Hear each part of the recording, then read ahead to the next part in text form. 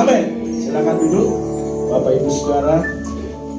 Pertama terima kasih pada Bapak Gembala dan keluarga yang sudah memberikan kesempatan untuk bisa menyampaikan kebenaran firman Tuhan. Dan saya yakin bukan untuk saudara, tetapi juga untuk saya tentunya kebenaran ini.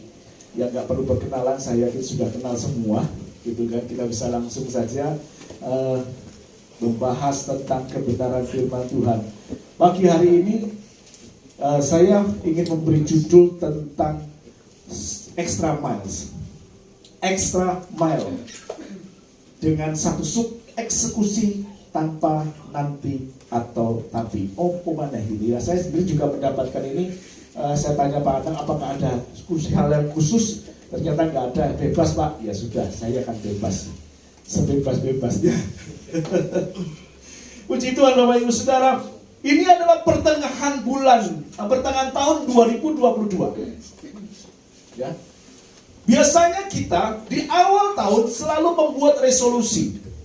Saya mau apa yang di tahun ini? Saya mau melakukan apa? Saya punya rencana apa? Tujuan saya apa? Target saya apa? Ya. Itu yang kita lakukan biasanya di akhir tahun, di menjelang akhir tahun, dan kita mencoba untuk melakukannya pada awal tahun. Setiap resolusi yang kita pakai itu gak heran, karena kalau masa jabatan pemerintahan itu juga sama. Di pemerintahan kita melihat ada program 100 hari, ya kan? Di pemerintahan mesti ditunggu-tunggu apa gebrakannya itu, apa yang dilakukannya dalam 100 hari jabatan sementara pejabat yang terpilih. Kemudian setengah tahun apa yang dilihat, yang dilakukan hasilnya untuk kemasyarakatan.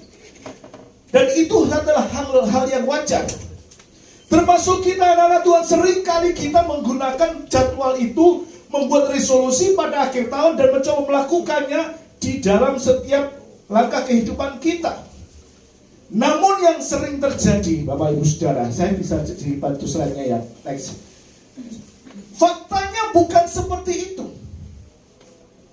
Kalau sebenarnya kita mau melakukan untuk Tuhan, mau melayani Tuhan, mau mengerjakan pekerjaan Tuhan, mau melakukan apa yang Tuhan suruhkan dalam kehidupan kita, mau melayani sepenuh waktu, mau aktif ke gereja, mau pelayanan, benarkah seperti itu? Apakah bisa dieksekusi? Apakah bisa dilaksanakan? Apakah kita mewujudkan apa yang menjadi kerinduan kita di awal tahun? Terus, semestinya kita tidak perlu menggunakan kata tapi atau nanti, tetapi kita bisa melaksanakan eksekusi itu. Maka Kolose 9 ayat 10 mengatakan, apa yang dijumpai tanganmu untuk dikerjakan dengan sekuat tenaga, kerjakan itu. Karena tidak ada pertimbangan dari orang mati. Sudah gak bisa pada saat nafas kita ditutup. Oleh karena itu, apa yang sudah kita rencanakan, itu yang harus kita laksanakan. Apa yang sudah kita rencanakan, itu yang harus kita eksekusi. Eksekusi adalah untuk melaksanakan apa yang direncanakan, memulai dan menuntaskan apa yang sudah kita mulai. Ya, saya ulang. Eksekusi adalah kita melaksanakan apa yang kita melaksanakan apa yang sudah kita rencanakan dan menuntaskan apa yang sudah kita mulai. Itu eksekusi. Apakah kita melaksanakan eksekusi atau mengeksekusi semua resolusi kita di awal tahun? Ini adalah pertengahan tahun, semester pertama, yang seharusnya kita bisa mengevaluasinya kembali. Ya, saya nggak heran kalau kemarin Juni sudah terakhir. Ini memang Juli sudah juga mau berakhir, tapi saya bentuk ini kemarin ya masih dalam pertengahan. Jadi saya menggunakan kata semester 1. Semester 1. Nah, Bapak Ibu Saudara, kenyataan faktanya tidak demikian. Faktanya kita bisa melihat bahwasanya survei membuktikan bahwa 25% next orang itu akan melupakan pada 1 minggu pertama resolusi yang dia buat. Buat susah-susah, seminggu kemudian lupa. Sudah gak ingat lagi apa yang direncanakan, yang diresolusikan, gak ingat lagi. Kemudian 60% melupakan resolusi pada tahun barunya itu di 6 bulan pertama.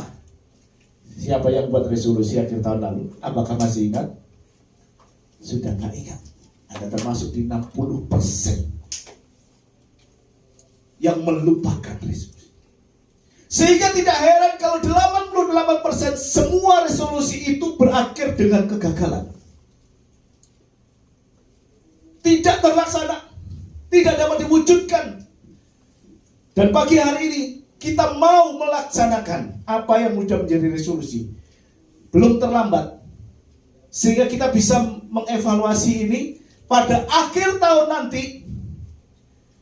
Kita bukannya mau sadar pun nggak sadar, ternyata belum melakukan apa-apa. Ya. Kemudian buat resolusi lagi, lupa lagi, tidak melakukan apa-apa. Ada yang sampai 10 kali membuat resolusi tetapi tidak pernah berhasil. Ini luar biasa. Jadi eksekusi adalah memulai apa yang sudah kita rencanakan dan menuntaskan apa yang sudah kita mulai, yang sudah kita kerjakan. Tanpa adanya eksekusi, semuanya hanya mimpi. Next. Semua rencana kita itu hanya sebatas rencana, coret-coretan kertas yang tidak ada artinya apa-apa. Kalau kita tidak pernah menuntaskan, tidak pernah mengeksekusi apa yang sudah kita resolusikan. Ada mau melayani pekerjaan Tuhan. Saya masih ingat di sini dulu ada banyak hal pada ulang tahun yang kedua menyampaikan hal yang sama dalam tema yang berbeda ya, untuk kita bekerja dengan maksimal. Mendasari judul saya pada pagi hari ini di Matius 5 ayat 41. Dan siapapun yang memaksa engkau berjalan sejauh 1 mil, berjalanlah bersama dia sejauh 2 mil. Ini yang saya katakan extra mile. Ada tambahan jalan. Apa yang kita kerjakan. Sehingga dengan satu tujuan, tidak ada kata nanti, tidak ada kata tapi. Kenapa saya katakan begini, nanti akan saya jabarkan. Tetapi untuk melandasi apa yang kita bicarakan pada hari ini, saya membuat cerita tentang Petrus. Ya, di dalam Roma ya, coba kita lihat coba. Next. Ayatnya di sini. Kisah Rasul, Kisah Rasul 17 ayat 7. Kisah Rasul 12 ayat 7. Ini adalah kisah tentang bagaimana Petrus dibebaskan dan Yakobus mati. Itu dari Kisah Rasul 12. Dan ini pada saat itu Petrus sedang di dalam penjara. Ya, kalau kita baca mulai ayat 8 dikatakan pada malam sebelum Herodes hendak menghadapkan kepada orang banyak, Petrus tidur di antara 2 orang prajurit, terbelenggu dengan 2 rantai. Selain itu prajurit-prajurit mengawal sedang berkawal di muka pintu. Tiba-tiba berdirilah seorang malaikat Tuhan dekat Petrus dan cahaya bersinar di dalam ruangan itu. Malaikat itu menepuk Petrus untuk membangunkannya. Katanya, bangunlah segera. Maka gugurlah rantai itu dari tangan Petrus. Ya, jadi saya baca ayat 7 saja. Tiba-tiba berdirilah seorang malaikat Tuhan dengan cahaya bersinar. Ia menepuk dan membangunkan. Bangunlah segera. Itu kata malaikat Tuhan yang disampaikan kepada Petrus. Dan Petrus sendiri kalau kita bisa melihat di dalam ayat yang ke-9 next, itu dikatakan dia tidak tahu apakah itu sungguh-sungguh terjadi, ataukah itu hanya sekedar mimpi, ataukah hanya ilusi, atau hal yang lain. Dia tidak tahu.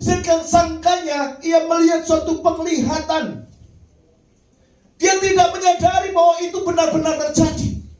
Dia tidak tahu itu benar-benar terjadi. Pada waktu itu dia mungkin saking enaknya tidur, saking anglernya tidur, walaupun dalam kondisi terbelenggu, walaupun kondisi terpenjara dengan penjagaan yang luar biasa, masih enak tidur. Sangkanya hanya sebuah mimpi, tidak nyata.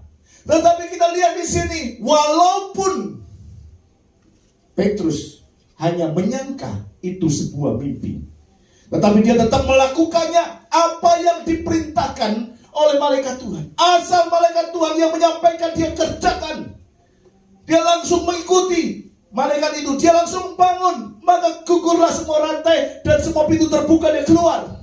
Kita tahu kisah ini Bapak Ibu Saudara. Inilah yang saya sebutkan tadi. Tidak ada kata tapi, tidak ada kata nanti. Kalau di awal tadi saya katakan, aku mau melayani Tuhan, tetapi aku belum bisa apa-apa.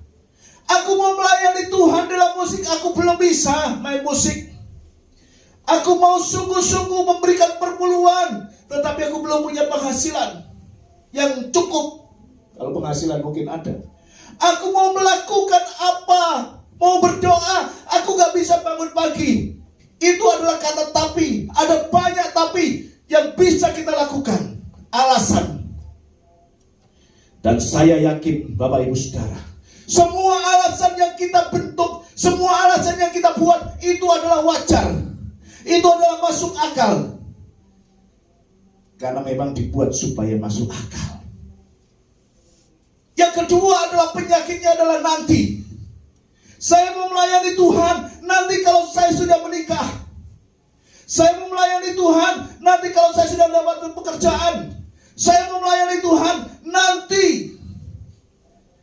setelah apa saja. Yang saya yakin dan juga alasan-alasan yang Bapak Ibu Saudara semua taruh di situ adalah alasan-alasan yang masuk akal. Atau sengaja dimasukkan akal, masuk logika, sehingga orang semua bilang wajar. Wajar. Semua alasan semua yang kita katakan tadi, tapi atau nanti, semuanya masuk akal.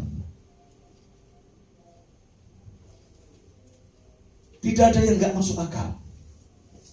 Dan semua diakui benar. Oleh sebab itu pagi hari ini kita belajar untuk mengeksekusi tanpa nanti, untuk mengeksekusi tanpa tapi. Apa yang sudah kita buat, panggilan apa yang saudara lakukan sekarang ini, itu yang kita eksekusi.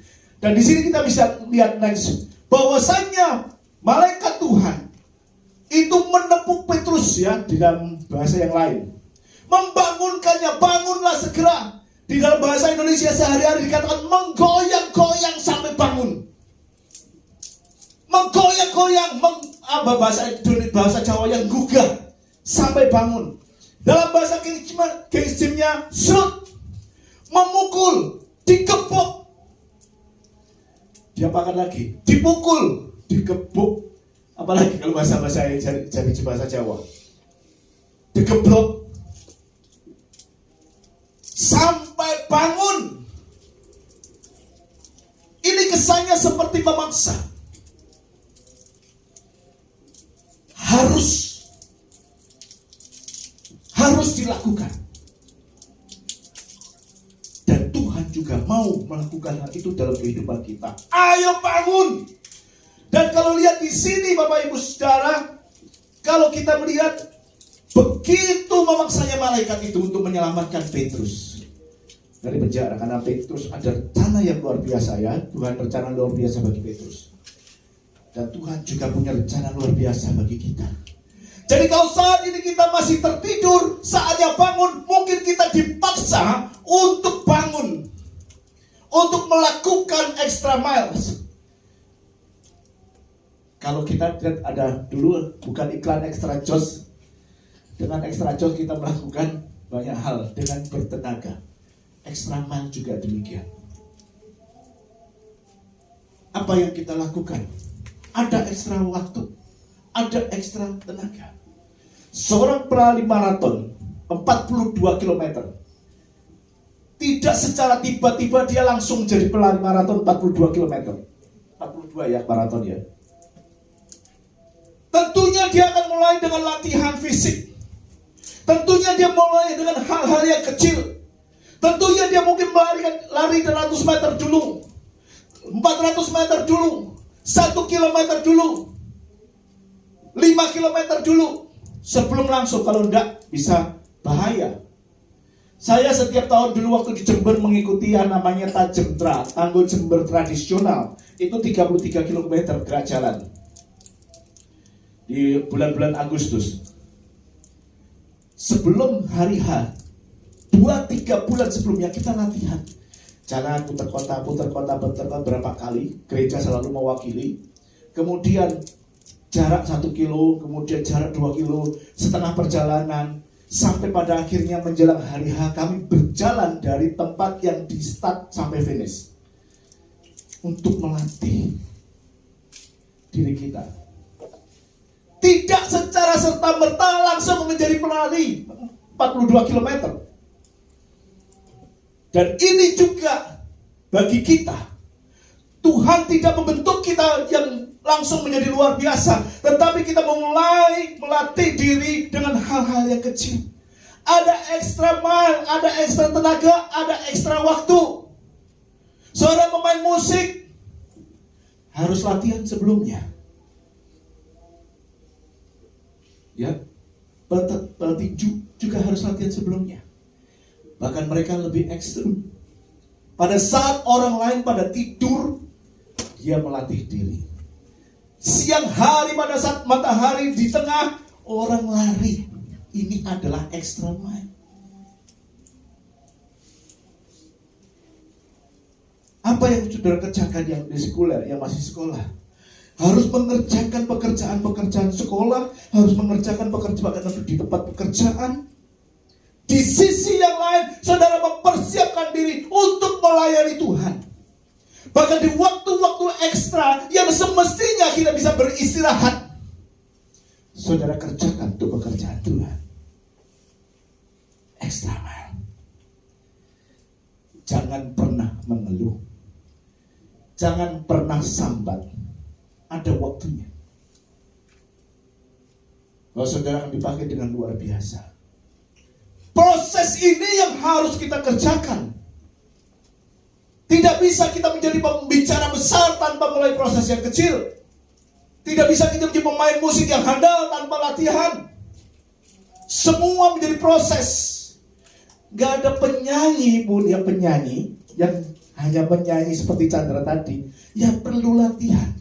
Bayangin kalau saya yang menyanyi, buyar. Next ya, kita terus saja, waktunya terus. Ini yang harus kita kerjakan Bapak Ibu Saudara. Sebelumnya, oke?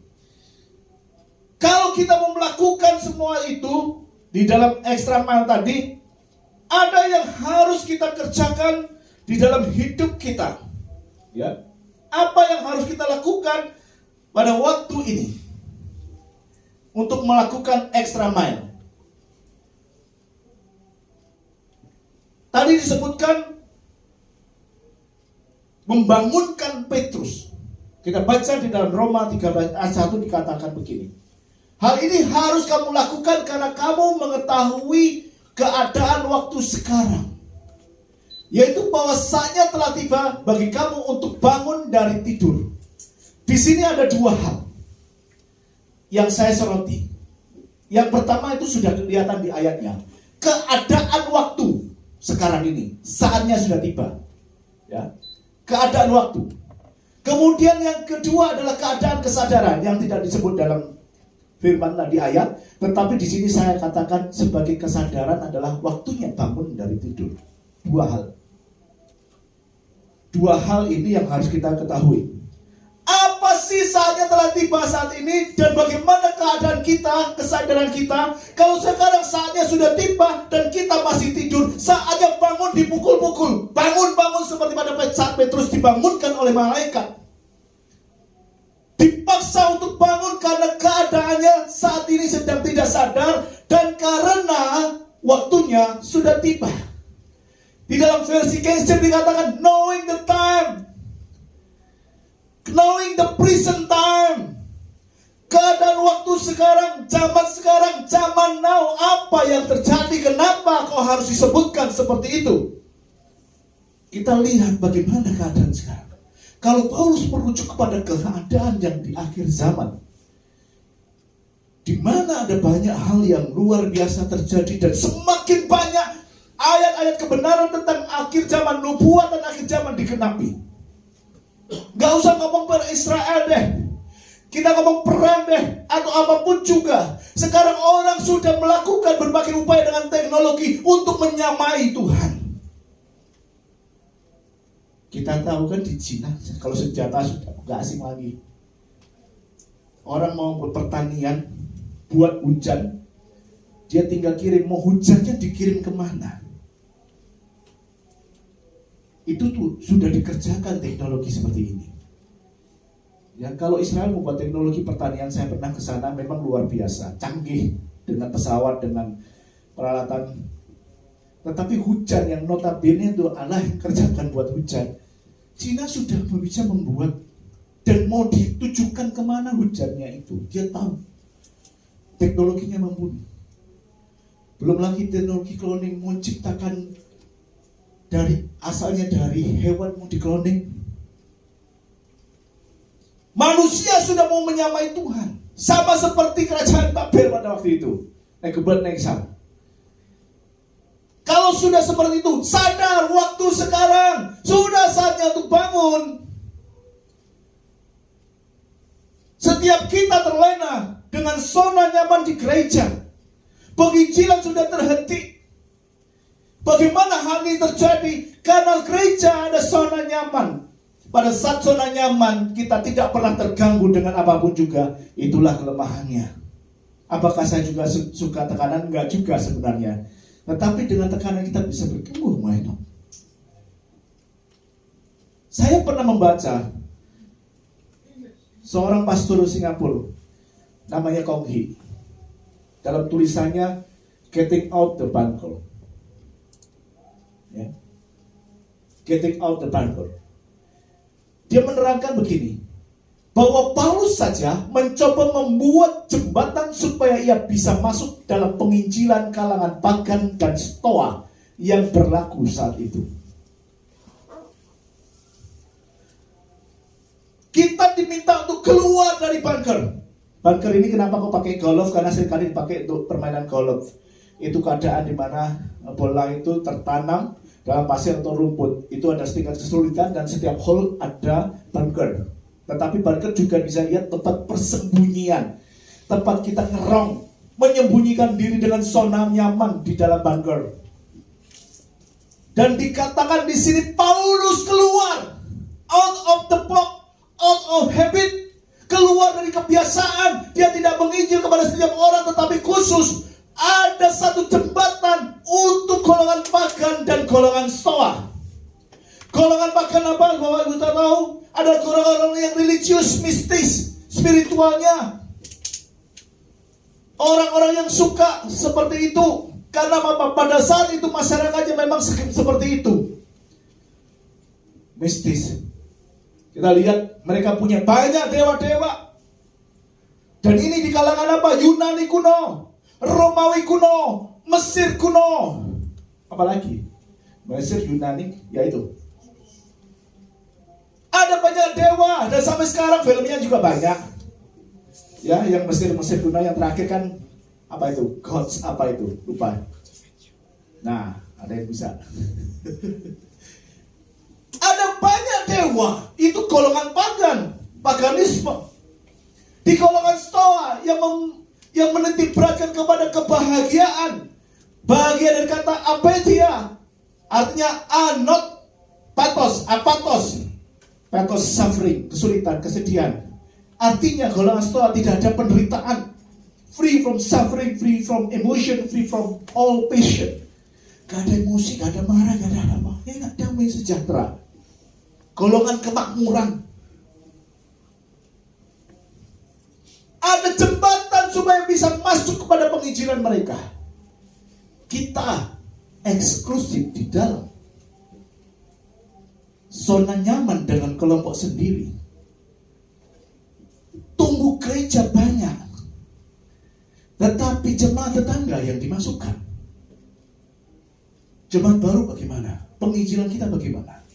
Saya kehilangan salah tokoh figur yang saya hormati, Pak Paulus, yang gak pernah lepas penginjilan, apapun situasinya, apapun kondisinya, bahkan di usia lanjut sekalipun dia melakukannya. Belum pernah saya jumpai orang seperti itu, dan saya belum bisa melakukannya. Walaupun salah satu muridnya adalah saya, ya Bester ya. Saya dibina Pak Paulus almarhum.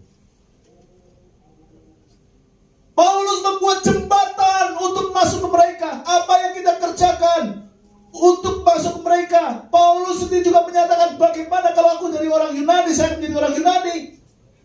Bunglekah? Enggak. Supaya penginjilannya bisa masuk. Saya pikir di sini ada banyak anak muda. Saya pakainya nggak pernah dimasuki ke organisasi supaya saya bisa masuknya. Dan ternyata Pak Anang juga gitu. Biasanya nggak gitu ya Pak. Supaya penginjilan itu bisa masuk. Itulah keadaan sekarang ini. Namun survei daripada mengatakan kondisi situasi yang saat ini terjadi di dunia Eropa dan Amerika, next, itu sangat luar biasa. Dari Barna, perkembangan dan pengaruh kekristenan di Amerika menunjukkan satu gejala kemerosotan yang sangat signifikan. Banyak generasi muda yang keluar dari gereja, bahkan tidak sedikit yang meninggalkan imannya, merupakan fenomena global di Amerika dan Eropa. Penelitian lain memberikan gambaran mengenai pengaruh kekristenan yang semakin kecil dalam dunia politik sosial dan dalam dunia kemasyarakatan. Di dalam pemerintahan banyak orang sudah melarikan diri.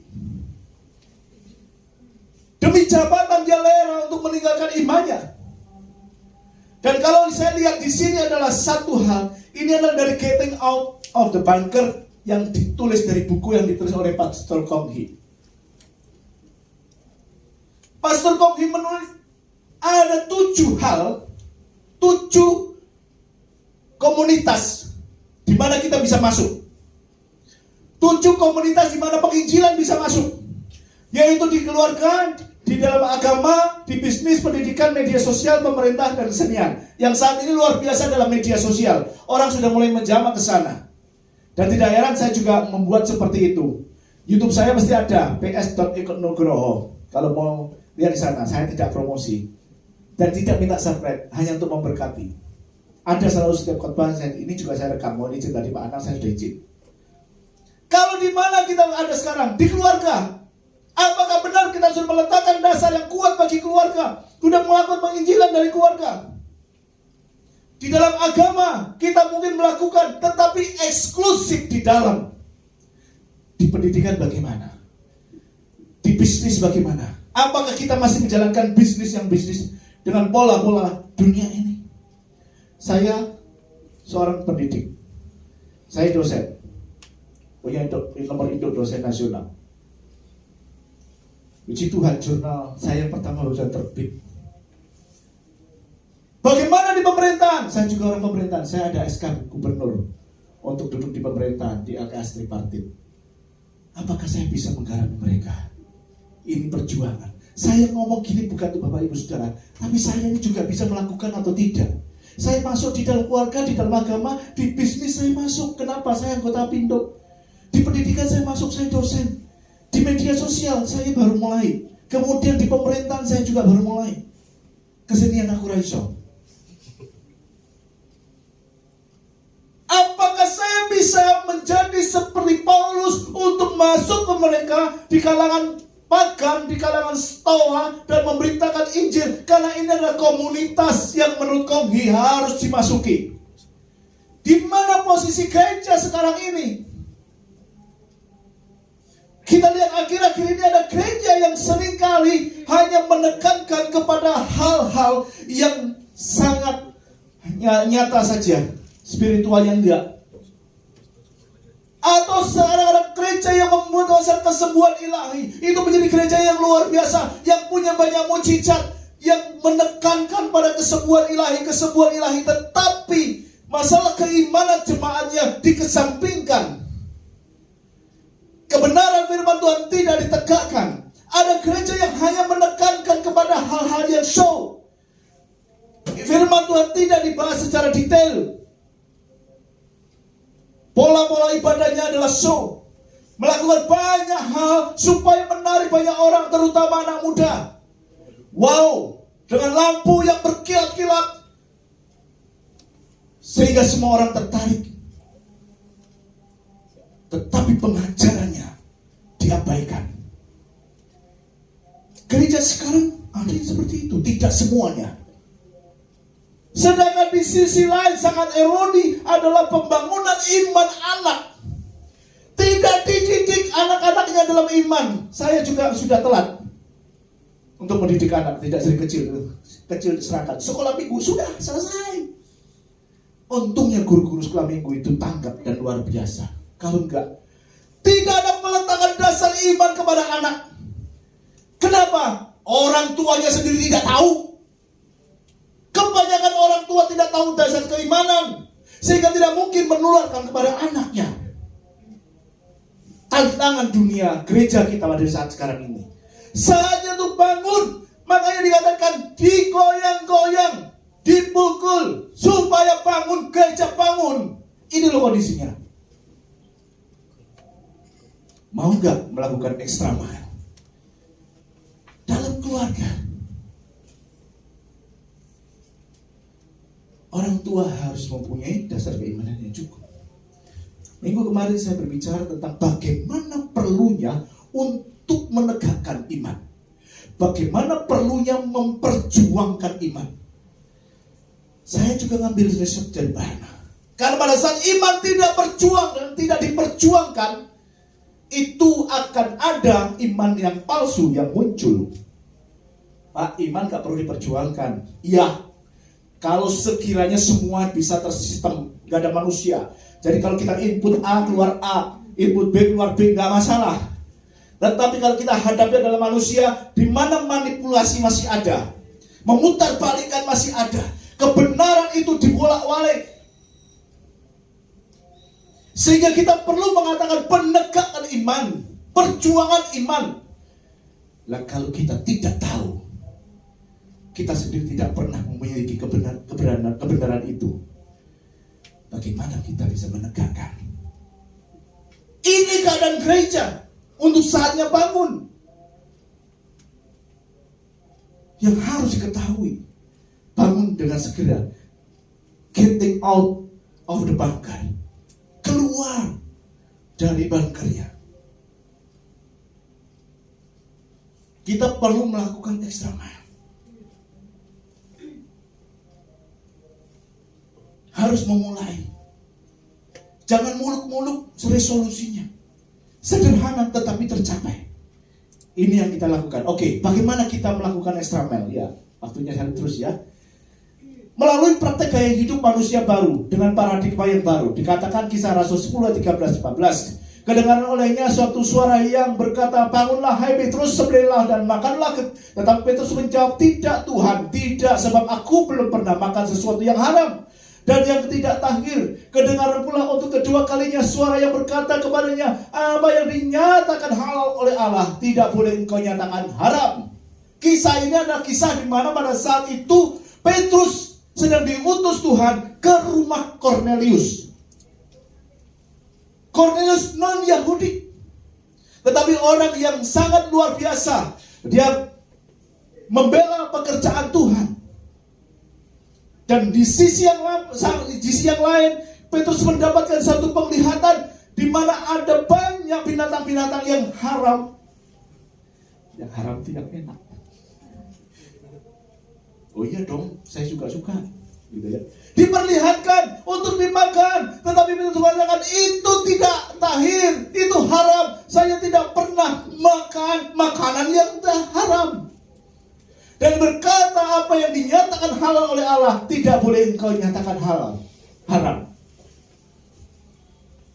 Tapi haram banget. Intinya apa?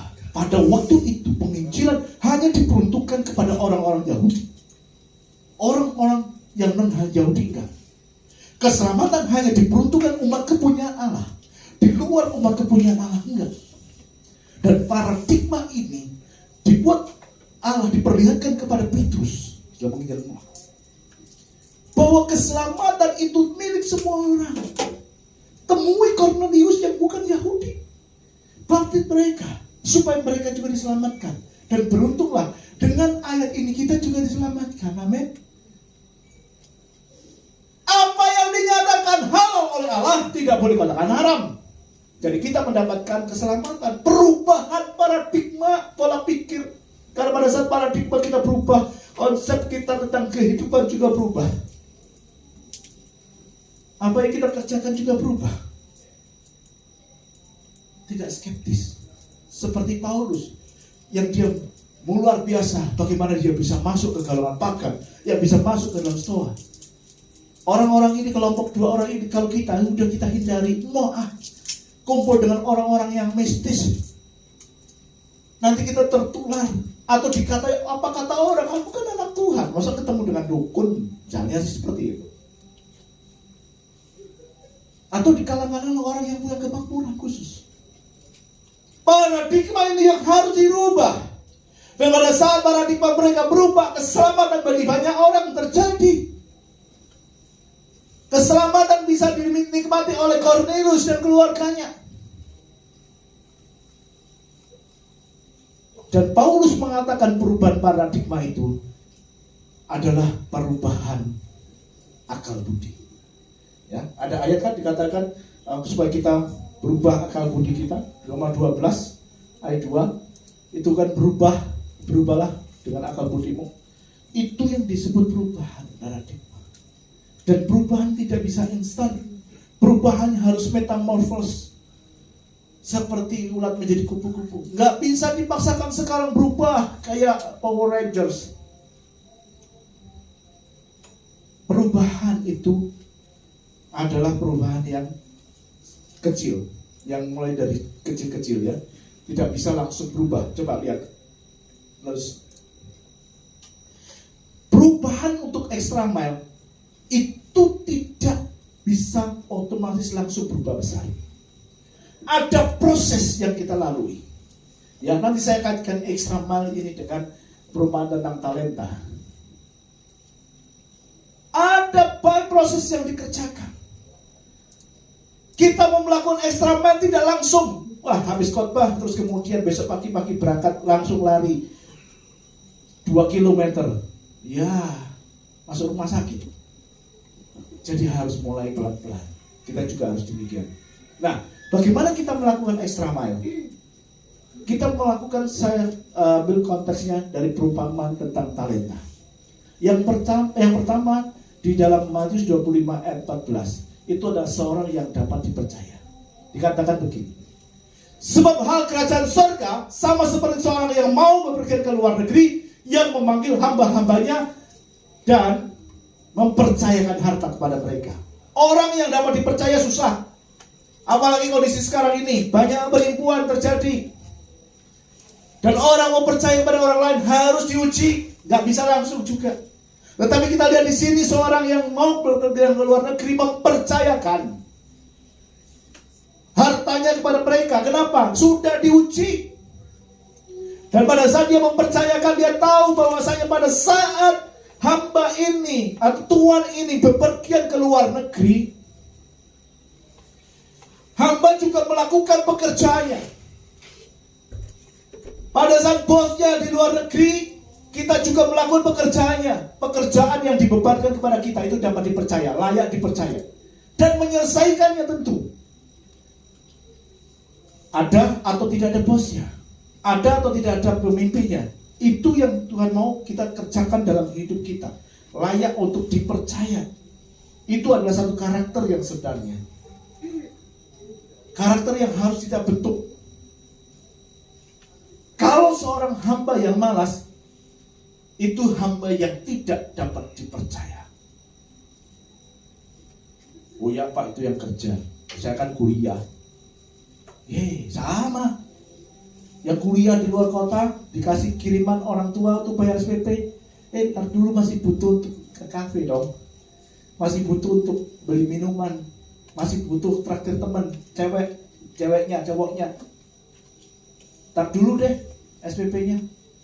Kalau seperti itu, tidak layak dipercaya. Sehingga SPP hilang hanya untuk kepentingan pribadi seperti itu. Layak dipercaya, itu adalah extra mile yang pertama. Tergantung kita bisa dipercaya atau tidak. Karena kepercayaan itu tidak bisa dibeli. Kepercayaan itu tidak bisa dipaksakan. Kepercayaan itu dibuktikan. Kita yang membuktikan bahwa kita layak dipercaya. Bukan orang lain mengatakan, aku percaya dia. Enggak. Kita yang membuktikan diri kita bahwa kita itu layak dipercaya. Jadi jangan sembarangan. Kemudian next, kalau kita mau dipercaya, berarti kita setia kepada perkara-perkara yang kecil. Mulai dari perkara yang mudah. Gak mungkin kita dipercaya langsung mendapatkan jabatan tinggi kalau kita tidak pernah melakukan jabatan yang kecil. Ya, Lukas 16 ayat 10. Barang siapa setia dalam perkara-perkara kecil, ia setia juga dalam perkara-perkara besar. Dan barang siapa tidak benar di dalam perkara-perkara kecil, ia tidak benar juga dalam perkara-perkara besar. Jadi kepercayaan itu mulai dari kecil, yang kita tunjukkan, yang kita buktikan. Apa yang Tuhan percayakan pada kita untuk buka pintu gereja contohnya, yang gak pernah telat, itu bentuk kepercayaan. Kalau kita hanya ditugasi itu buka pintu gereja, ya datang dari awal, bukan jemaahnya sudah gerompol di luar baru dibuka pintu gerejanya. Kalau kita diminta untuk main musik, worship leader singernya sudah siap, pemain musiknya belum datang, nggak bisa latihan dong. Kata setia dalam ayat ini diterjemahkan sebagai pistos, artinya dapat percaya, dipercaya dan dapat diandalkan. Jadi kalau kita ngomong sekali, terlaksana, tereksekusi, tidak ada kata nanti, tidak ada kata tapi. Itulah yang dipercaya. Ya, kita lihat hamba-hamba yang lain juga melakukan, yang dapat 5 talenta dan 2 talenta. Saya nggak ulas ayatnya, tetapi di sini saya bisa memberikan pengertian seperti itu. Kemudian yang kedua adalah bertanggung jawab terhadap apa yang dipercayakan. Apa yang dipercayakan? Yang seorang diberikannya 5 talenta, yang seorang lagi 2 talenta, dan yang seorang lagi 1 talenta. Masing-masing menurut kesanggupannya, lalu ia berangkat. Setiap orang diberi talenta. Saya diberi talenta. Bapak ibu saudara ada talenta. Ada yang memain musik, ada yang lain. Karunia-karunia yang Tuhan percayakan kepada kita. Sudahkah kita mengembangkan kepercayaan, talenta, karunia yang Tuhan berikan kepada kita? Itu adalah bentuk dari tanggung jawab. Sesuai kesanggupan kita. Kalau kita nggak sanggup jadi pengkhotbah, nggak mungkin kita akan diberikan karunia berkhotbah. Saya tidak bisa karunia untuk musik, nggak mungkin saya pegang alat musik jebol semua. Sesuai kesanggupan masing-masing. William Barclay mengatakan manusia tidak sama dalam talenta, tetapi manusia bisa sama dalam usaha. Semua orang punya karunia masing-masing. Semua orang punya talenta masing-masing. Tergantung kesanggupannya, ada yang besar, ada banyak, ada yang sedikit. Memang talenta dan karunia itu tidak sama. Yang menyamakan adalah usaha. Yang sedikit juga mengupayakan. Yang 2 mengupayakan jadi 2. Yang 5 mengupayakan menjadi 10. Cuma saya yang 1 talenta tidak diupayakan. Manusia tidak sama dalam talenta, tetapi bisa sama dalam usaha. Kita punya talenta yang berbeda. Tidak akan dituntut oleh Pak Gembala kalau memang bukan talentanya untuk berkhotbah, akan berkhotbah. Tidak akan dituntut oleh siapapun pada saat kita tidak mampu untuk melakukannya. Tetapi setiap talenta yang diberikan kepada kita, kita punya effort yang sama, usaha yang sama untuk mengembangkannya. Apapun bidangnya, apapun karunianya. Musik, silakan kembangkan musik. Anda dipercaya untuk memimpin kelompok sel, kembangkan kepemimpinan, leadershipmu. Anda dipercaya mana? Harus diusahakan, harus diupayakan, karena itu diberikan sesuai dengan kesanggupan yang diberikan pada kita. Ada tanggung jawab dari setiap apa yang dipercayakan. Talent responsibility itu akan dipertanggungjawabkan nanti pada saat kita mati. Waduh, waktunya jam terus. Oke, lanjut. Kemudian yang ketiga, tidak menunda-nunda waktu. Matius 25:16-17 dikatakan, segera pergilah hamba yang menerima 5 talenta itu dan menjalankannya. Uang itu beroleh laba 5 talenta. Hamba yang menerima 2 talenta itu pun berbuat demikian juga dan berlaba 2 talenta. Manusia tidak sama dalam talenta, tetapi sama dalam usaha. Yang 5, yang 2 melakukannya. Mereka bersegera, tidak menunda-nunda waktu. Tidak ada tapi, tidak ada nanti. Eksekusi langsung. Walaupun dengan extra mile dia melakukan upaya, karena tidak ditulis prosesnya, hasilnya kelihatan. Tetapi saya yakin untuk menjadikan 5 menjadi 10 itu prosesnya ada. Menjadikan 2 menjadi 4 itu prosesnya ada. Tidak ditulis, tetapi kita tahu bahwasanya mereka melakukan upaya untuk itu. Dan segera tanpa menunda waktu. Banyak orang yang berpikir bahwa dia tidak bisa menunda waktunya. Ya. Ada orang dunia mengatakan time is money. Semua berorientasi kepada uang. Kalau tidak ada uang, dia tidak kerjakan. Atau waktu sebagai kesempatan. Kalau buang uang, buang kesempatan, buang waktu, buang kesempatan, buang uang. Sampai se ekstrim begitu. Tetapi Tuhan yang mengatakan seperti ini ya. Yang penting jangan menunda. Eksekusinya langsung. Tidak ada kata tapi, tidak ada kata nanti. Ekstra harus dikerjakan mulai dari hal yang kecil. Ini adalah investasi kerajaan surga dari perkara yang kecil. Saya juga tidak bisa khotbah dulunya. Pak Anang, Pak Sianipar menjadi saksi. Ya. Kalau sekarang diundang Pak Anang, Pak Sianipar, tempat ini luar biasa. Bukan langsung ada proses. Ya, nggak bisa proses. Oke, lanjut. Tidak menunda waktu, kemudian terakhir adalah memperbesar kapasitasnya. Hamba yang menerima 5 talenta itu datang dan membawa laba 5 talenta. Katanya, Tuhan, 5 talenta Tuhan percayakan kepadaku. Lihat, aku telah beroleh laba 5 talenta. Lalu datanglah yang menerima 2 talenta. Itu katanya, Tuhan, 2 talenta Tuhan percayakan kepadaku. Lihat, aku telah beroleh laba 2 talenta. Mengembangkan apa yang menjadi talenta, karunia yang Tuhan sudah percayakan kepada kita. Kenapa? Gak bisa stuck. Apalagi dalam dunia modern sekarang ini. Kita ketinggalan, hilang. Banyak toko yang konvensional gulung tikar. Saya biasa gak sebutnya. Konvensional, gulung tikar. Tetapi mereka yang kecil-kecil dengan menggunakan teknologi yang home industry tetap jalan karena apa? Mengikuti perkembangannya. Memperbesar kapasitasnya. Ya. Bahkan warung-warung kecil sudah menggunakan aplikasi. Kalah restoran. Yang gaptek tersingkir. Pandemi COVID mempercepat proses itu. Dan kalau kita lihat masalah industri, ada sekarang ini kan justru industri 1.0, 2.0, 3.0, 4.0, sudah ada 5.0, ada 6.0. Semua digitalisasi. Tidak perlu data, paperless semuanya. Semua dalam genggaman.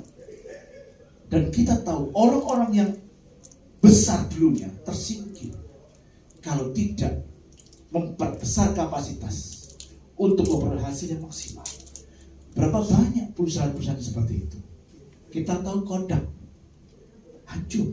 Kita tahu Nokia hancur karena tidak mengembangkan, tidak memperbesar kapasitas. Bagaimana dengan anak-anak Tuhan? Sama. Iblis semakin hari meningkatkan bagaimana caranya untuk membuat orang berdosa. Kalau kita tidak terlalu meningkatkan iman kita, tidak memperjuangkan iman kita, hasilnya sama. Oleh sebab itu, melalui hari ini, Bapak Ibu Saudara, extra mile apa yang Tuhan percayakan kepada kita untuk segera bangun, lakukan tanpa ada nanti, tanpa ada tapi. Ini adalah saya sampaikan. Saya undang tim musik worship dan masuk maju ke depan dengan satu pujian. Tuhan mau di akhir zaman ini kita mau dibentuk untuk menjadi prajuritnya. Jangan katakan aku prajurit Kristus kalau kamu sendiri nggak pernah berlatih untuk menjadi prajurit. Chandra nyanyikan satu pujian. Jangan ngomong saya ini tentaranya Kristus hanya sebuah lagu kalau kita sendiri tidak mau melatih diri untuk mempunyai mental sebagai tentaranya Kristus.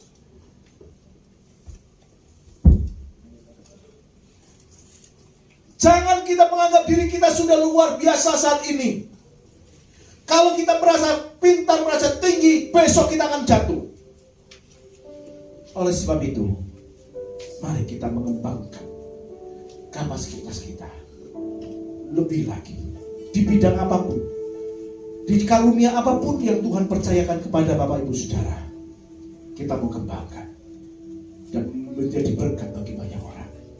Puji Tuhan. Saya jemput kita semua bangkit berdiri. Kita akan nyanyikan satu pujian.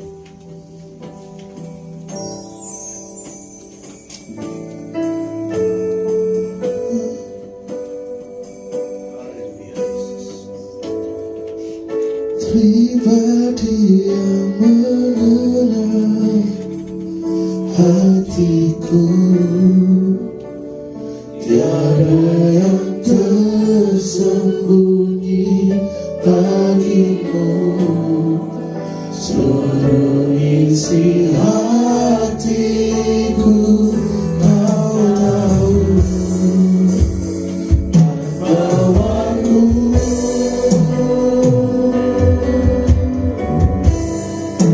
untuk lebih dekat lagi padamu. Tinggal dalam indahnya dekapan kasih-Mu.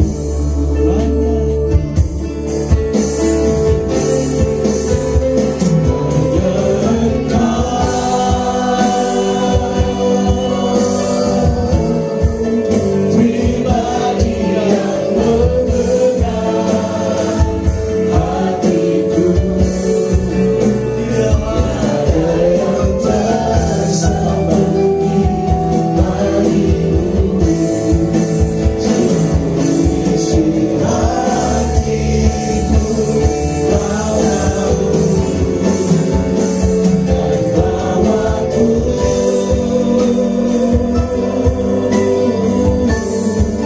untuk lebih dekat lagi padamu. Tinggal dalam indahnya dekapan kasih-Mu.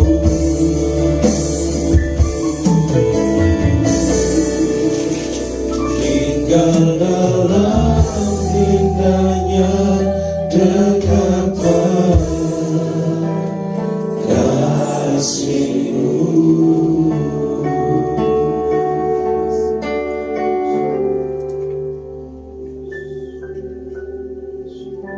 Terima kasih untuk kebenaran firman yang boleh kami dengar pagi hari ini.